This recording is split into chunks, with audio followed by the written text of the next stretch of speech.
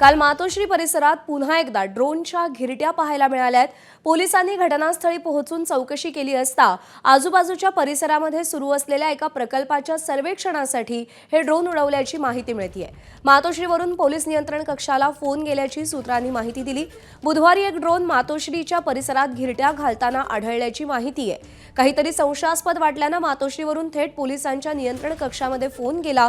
कालच ठाकरे बंधूंची युती जाहीर झालेली आहे आणि त्यानंतर मातोश्रीच्या परिसरात ड्रोनच्या घिरट्या पाहायला मिळाल्यात। वेदांत नेब आपल्याला अधिक अपडेट देतील। वेदांत, साधारण किती वाजताचा हा प्रकार आहे आणि कोणत्या प्रकल्पाच्या सर्वेक्षणासाठी या ड्रोनच्या घिरट्या सुरू होत्या?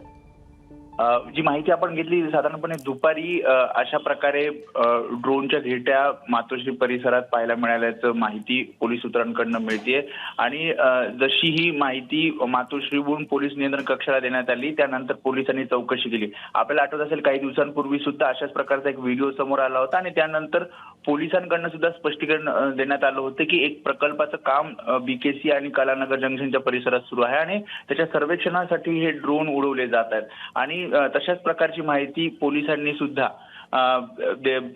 जी मातोश्री वरून जो फोन आलेला आहे त्यानंतर पोलीस नियंत्रण कक्षाने ही माहिती दिल्याचं कळतंय। वेदांत, धन्यवाद दिलेल्या या सगळ्या माहितीसाठी। एबीपी माझा, उघडा डोळे बघा नीट।